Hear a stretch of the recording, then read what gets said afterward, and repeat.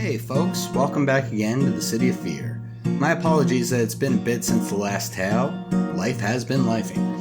Had a few folks reach out to me to check in, some who are near and dear, and some who are listeners I consider friends I just haven't met yet. And just want to let you know I appreciate you for it. I'm still here, and I've got another story for you. Now, my favorite horror podcast, the inspiration for even doing this one, the No Sleep podcast, is doing an opening theme this season centered on radio and radio shows. It got me thinking and remembering a bit. It may feel like yesterday, but it was a half a lifetime ago. I was actually a radio DJ. I DJ'd at my college's station with one of my best friends, and it was a blast, most of the time. So while most of my stories are based on and take place in the big city, this week I have to take you a bit further out to a little college in the middle of the woods. This week, I'm happy to present to you a Lake Fred radio story.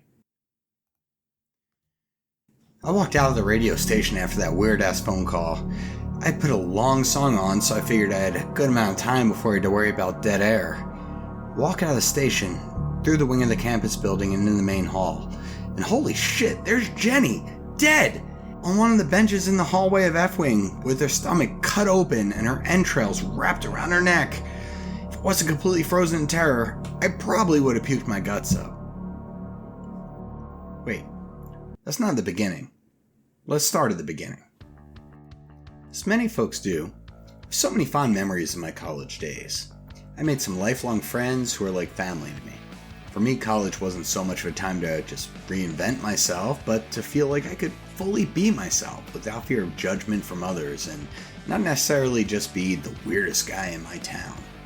I went to the Richard Stockton College in New Jersey, a small liberal arts school smack in the middle of the Pine Barrens in South Jersey. It was a perfect fit, and I was just far enough away from home that I felt like I was out on my own, but close enough that I could make it back in case of any emergencies.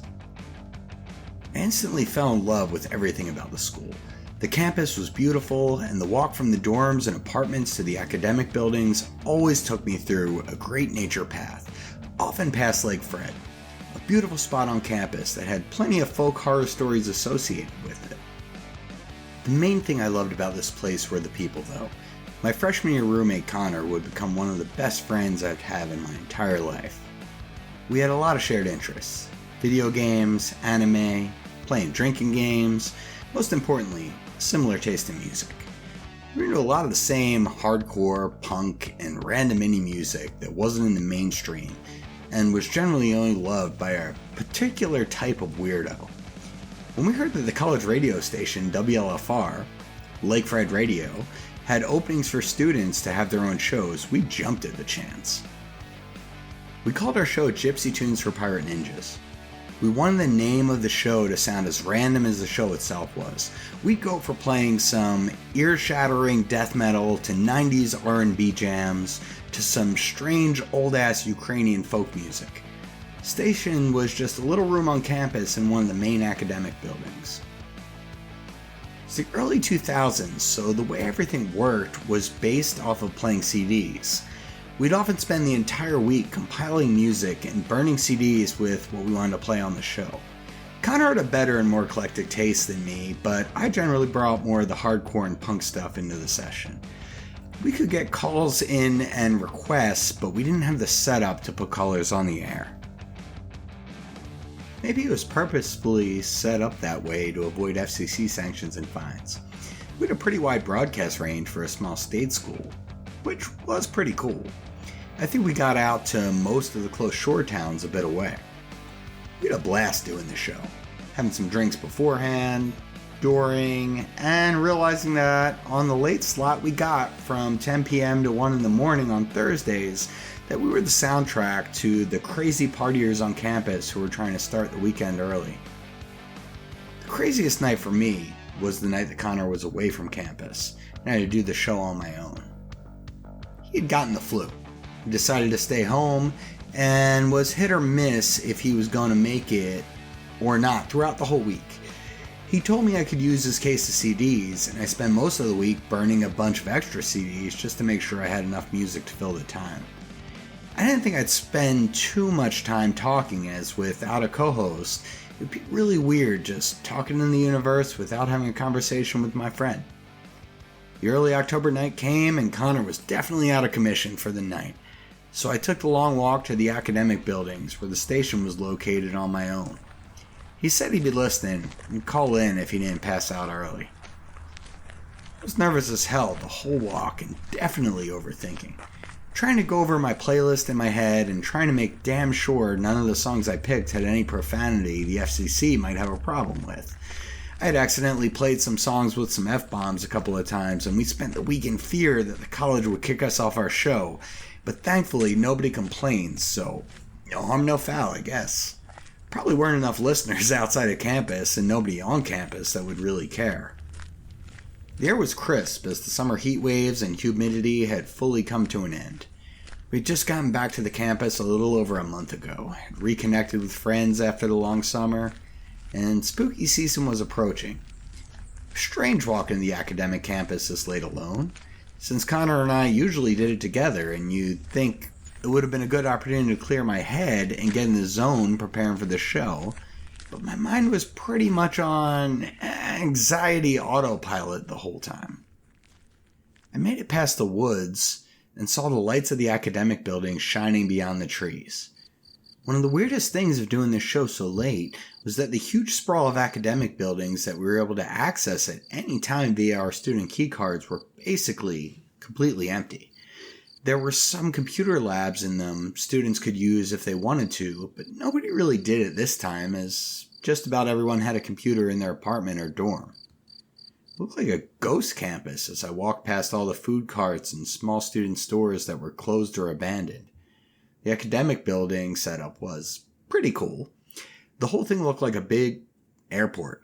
It had long buildings that we called wings that looked like airport terminals, all connected in a straight line. The terminal-like buildings that usually buzz with music and the cacophony of college students was eerily silent at night after hours, though. I never noticed how creepy it actually was until I had to walk through the wings alone, instead of all the times Connor and I had gone together to do our show when we were usually half hit in the ass and chatting up the whole time, cracking jokes, being stupid, young, alive, getting ready to be our dumbass selves on the air. Right now, it was just creepy. Strange. I had a couple of beers in the apartment before I headed out, but wasn't as buzzed as usual, so I was wasn't trying to drink too much alone. I didn't have my whiskey flask on me either. It's gonna be a long night. But I could do this. You got this, Bren. I made it to the room that the station was in about 10 minutes before the start of my show. I opened up the first door and sat in the small room just outside the station room, where I saw the on-air sign was lit up as the DJs for the show before ours were just finishing up. I sat down on a comfortable enough old armchair and started rifling through my CDs in my big vinyl case, quickly scrawling on the already prepared notes I had for what I wanted to play for the show. After a short time, Bobby and Jenny came out of the station room. Two upperclassmen who had been doing a folk punk show since their freshman year. I had a little bit of a crush on Bobby, but I was pretty sure her and Jenny were a thing. Jenny said to me, "Hey bud, good luck tonight. No Connor?" "Nah, he's at home sick. Just me tonight. Hope it goes smoothly. Sorry I didn't get a chance to listen to yours tonight. I was too busy getting ready." "No problem, you'll be fine. I've had to do this plenty of times when she's too hungover." Bobby gave Jenny a light punch. They finished packing up and headed out, wishing me a final good luck. They had a long public service announcement going while I got set up. We had to play a few of those every hour or so. We also had to keep a log of all the songs we played and what time. I got settled in, nerves hitting me a bit. I loaded my first burn CD, which had at least the first few songs I wanted to play on it, into one of the CD players. Played it off air in the studio to make sure everything was working alright, then set it up to go. Flicked a few buttons, then leaned in front of the mic. Welcome to Gypsy Tunes for Pirate Ninjas on WLFR Lake Fred Radio, coming straight from Stockton campus.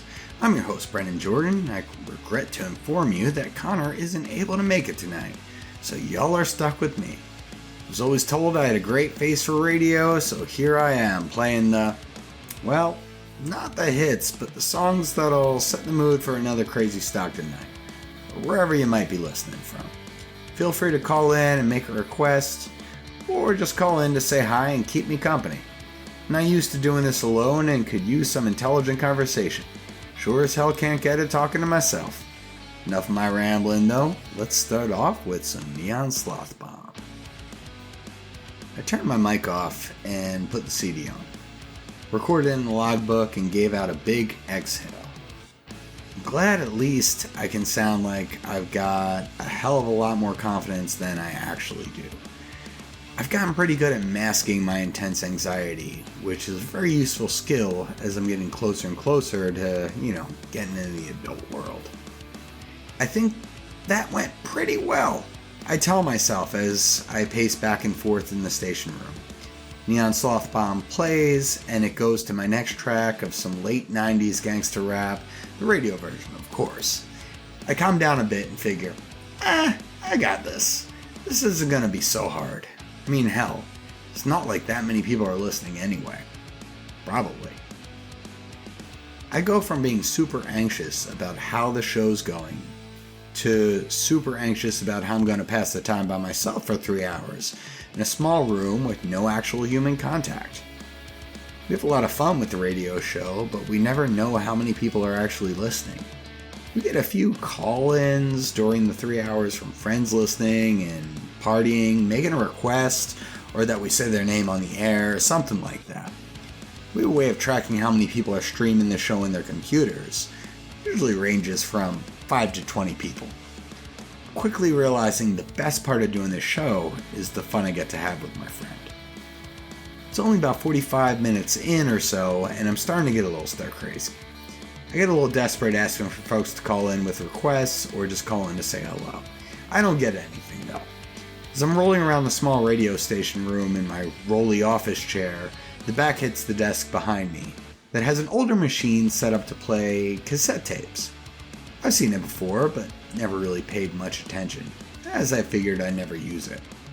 In front of the machine was an old-looking cassette tape with a worn-out label on it. It had some writing on it, but it was faded and I couldn't quite make it out. Curious, I picked it up. Took a closer look, still couldn't make out the writing. I popped it into the cassette player. Popped a few buttons on the control board so that I was hearing it in the studio, but it wasn't playing on the air. I heard the usual cassette hiss, and then... You get me going, Sadie lady. You're looking fine all the time. You get me going, Sadie lady. One day I'll make you mine. One day I'll be with you over by apartment number 2. And if you say you'd rather be dead, I'll swim to the bottom of Lake Fred. Oh, dude, we got him. Oh, we got him doing it. Oh, my God. Oh, we're definitely putting this on there. Oh, my God. That's kind of strange. Wonder why that's here in the station, I thought to myself. Picked up the station phone. Hi, this is Brendan at WLFR. Yo, Bren. Show's going great so far. Sorry I couldn't make it tonight. Oh, hey, Connor. Glad you're listening. Figured you'd be asleep. It's a pain in the ass to do this thing by myself. Appreciating you so much more tonight, bud. Didn't realize how much you did more of the actual work on this thing until I had to do it myself. Oh, no problem, dude. You're killing it. You don't need me. What was that last song you played? I never heard that. You find that online somewhere? What song? I'm just playing the usual stuff we throw on. No, that weird guy singing to his girlfriend and his friends laughing at him. Oh shit, I didn't realize that played on the air. I found this tape and I was just trying to see what it was in here in the studio. I must not have pressed the right buttons. It's all good. It is a good laugh. You need to do more shit like that, man. Just wanted to wish you good luck tonight and tell you you're killing it. Ah, thanks. I appreciate it. Wish you were here, though. Hope you feel better, man. Have a good night. Hung up the phone, checked the tape out of the cassette playing machine, and sat for a minute trying to figure out how I messed things up where that played on the air. I kept hearing the CDs I was playing in the station. Really should have learned these machines better and not relied on Connor doing the work so much. Queued up 3 more songs, longer ones, then went outside the station room, went to the bathroom 2 doors down from the station, then ran outside to smoke a few drags off of a cigarette. This was another hard part of DJing alone. When Connor and I were both there, we could take breaks while the other one was covering.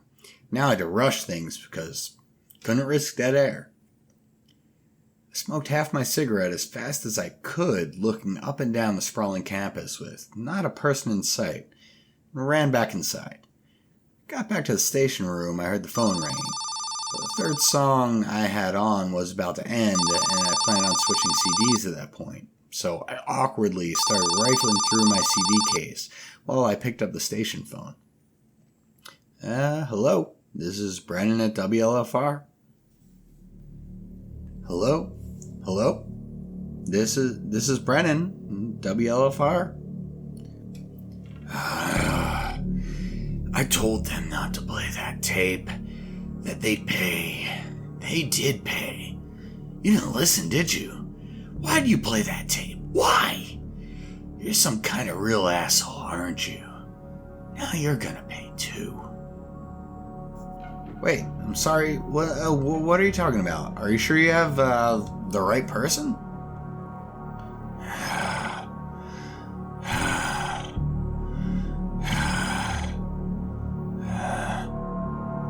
They hung up the phone. That was weird. Is that the guy who was on the tape? I ejected it out of the cassette playing machine and put it on the table in front. Still couldn't make out the writing on it. I mean, given the end, I imagine the guy never wanted that played. I didn't mean to play it. I was just curious to hear what it was. I was bored. A few songs ended, and I got back on the mic. Hey folks, that was some Strike Anywhere, followed by the Fugees. The last song was ABBA. Hope you're enjoying my mix tonight. For that, which I didn't realize I played, was a strange tape I got here in the station.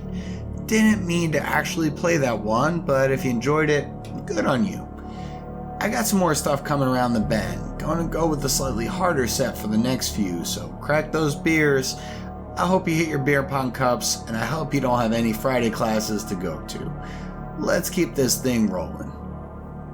I muted my mic, put on some tunes, and sat back in my chair. That last call was weird. He said something like, "They played it before?" I looked through the logbook of songs and saw one entry from Bobby and Jenny that said cassette tape under artist and nothing written under the song. Okay, so that had to be the same thing I played. Wish I would have listened to their show ahead of time. It was a strange call though. Not feeling too good about that one. Damn it. First time alone and you go and do weird shit like that, Bren, I thought to myself. Couldn't have just had a smooth, easy show? So I'm rolling around in my chair and listening to the music I have on in the station. I hear a loud noise. A loud knocking on the station door outside, and it happens again. I'm startled and I'm shaken. There's nobody up here this time of night in the academic buildings, especially not this wing. Maybe it's the station manager and they heard me play weird stuff and they're gonna pull our show right now. I go to the door, slowly. Could have just come in if they had a key card. Listen for a few seconds. Nothing. I open up the door, take a look up and down the hall. Nobody's there. I quickly see what looks like a trail of blood stains going from the front of the door of the station out to the door that leads to the main hallways of the wing. I look around cautiously and don't see or hear anything. And like the idiot I am, I walk and follow the trail of blood spots to the door leading to the main hallway of the wing. I slowly open the door to the wing of the campus building and into the main hall. And holy shit, there's Jenny, dead, on one of the benches in the hallway of F-Wing, with her stomach cut open and her entrails wrapped around her neck. If it wasn't completely frozen in terror, I probably would have puked my guts up. Oh, no. This isn't real. This is some practical joke. No, Connor's not sick. He's playing a stand-up joke on me. It has to be. It was him all along. That moment, I see a tall, lanky man at the end of the hallway, walking quickly towards me. He has dilapidated clothing and a faded red baseball cap with the brim pulled down over his face that looked bluish-gray and not like anything I'd seen. He had a big knife in hand, and after about just 2 seconds of frozen anxiety, what the fuck, I took off running down the hall in the opposite direction. I got to the end of the hallway and realized I needed my keycard to go between the wings. Everything was locked down in these after hours. I reached into my back pocket, finding nothing, realizing immediately I took my wallet out of my pants and put it on the table in the station. Oh shit. I ran back towards the man slightly before taking a sharp left and running in the ladies' room to my left. I don't know why I did it. He saw me. It wasn't a smart choice. I was running on pure adrenaline, and I was scared out of my fucking mind. There were 3 stalls. I ducked into the one farthest from the door. I sat on the top of the toilet seat and tucked my legs up under me. I looked around for anything I could use as a weapon. Nothing. So I planned to try to bludgeon the guy with some toilet paper. Oh man, this is it. I'm fucked. I heard a creaking sound as the door to the bathroom opened. I heard the faint sound of footsteps, walking back and forth. Then they stopped. I held my breath. Be quiet. Don't make a sound. The footsteps came closer. I heard what sounded like the farthest stall door open. The one closest to the door of the bathroom, and then it closed. Next I heard the middle one open. Then nothing for a minute. Oh shit. This is it. I'm done. Do I run for it? Do I get ready to try to fight? I waited. Then all of a sudden, in the opening between the stall wall and the ceiling came crashing down on me the bloodied body of Bobby. It just missed me, landing on the floor, her neck twisted and eyes vacant. That did it. I opened the door and went sprinting out of the bathroom and without thinking, right back to the radio suite in the wing with the radio station. I didn't see the man in the middle stall, but I'm sure he was there. I'm sure he followed me out. The door to the suite with the radio station room hadn't closed all the way, so I was able to get in without my card. I jammed it shut and ran to the station room with the door still wide open, as I had left it. I grabbed my wallet off of the table and took my keycard out. The string of songs I had on CD were just about ending and dead air was starting. I picked up the station phone attempting to call emergency. There was no dial tone. Shit. Of all times. I heard footsteps coming down the hall outside of the station room. Oh my god, what do I do? What do I do? I looked around and with all my strength, I moved the bookcase full of CDs and shoved it in front of the door.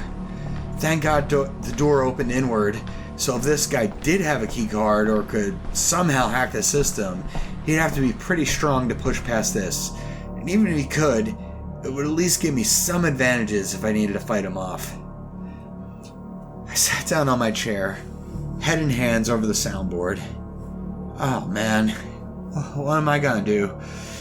After a second, my DJ anxiety kicked in, realizing there was no music playing, dead air. Even if the phones aren't working, maybe we're still broadcasting. I hopped on the mic. Hey, I'm serious now.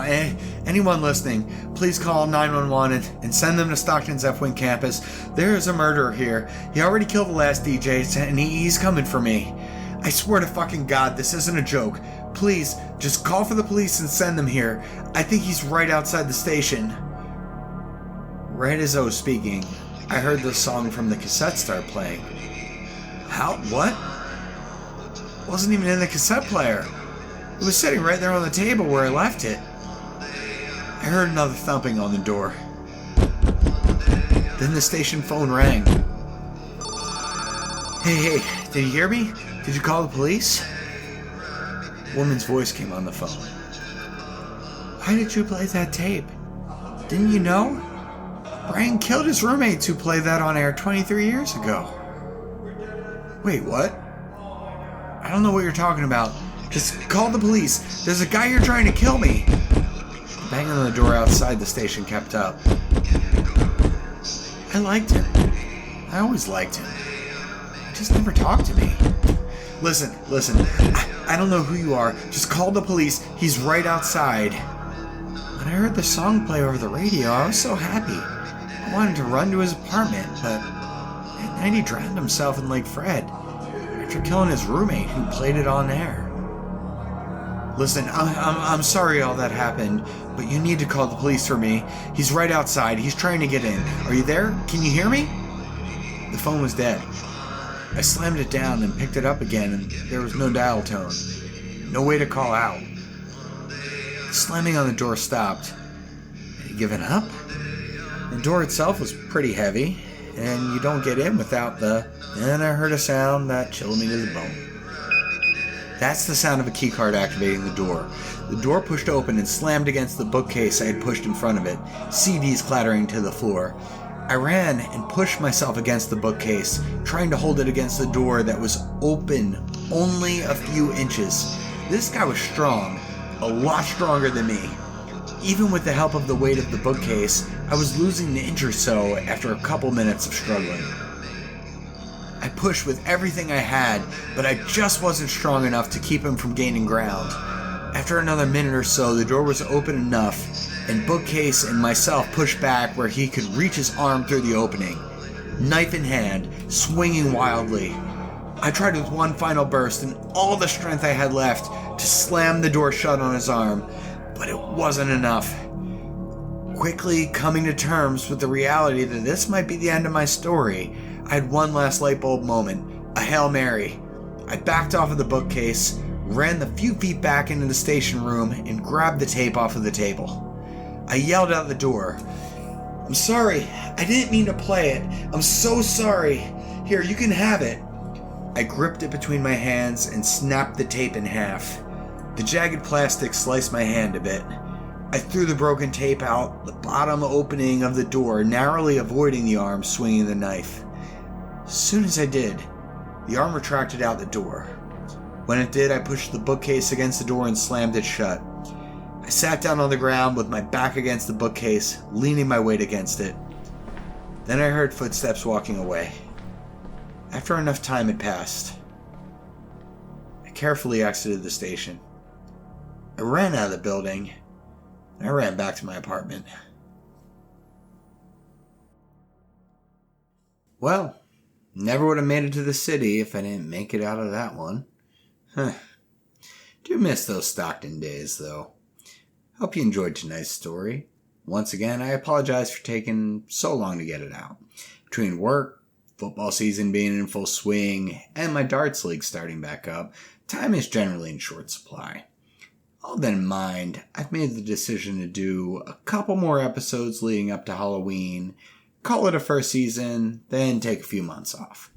That'll give me the chance to write a bunch and record stories so that I can make sure I release them on a more regular schedule and I won't feel pressured to sacrifice quality in order to get them out. I'd still love to showcase some other author stories, so if you'd like to have a short story of yours featured on the podcast in Season 2, send an email with the story in a Word document to cityoffear@gmail.com. As always, if you enjoyed this, give a like, star, comment, or whatever you're listening on and tell your friends about it. Appreciate any help I can get. If you're like me, the night's coming quicker and the weather cooling off has got y'all rejoicing. Veil's thinning as we get closer to Samhain. It's getting closer to the end of the year and closer to a time of renewal and rebirth.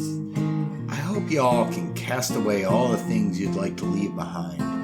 Prepare yourselves to be open to all the opportunities and joyous moments coming. And just live, if not for anything else, for the potential of what's yet to come. You're loved and appreciated. by folks you know, folks you don't even realize, and definitely me, just for having listened to my little show here. Hope to see you again in the city real soon. Take care.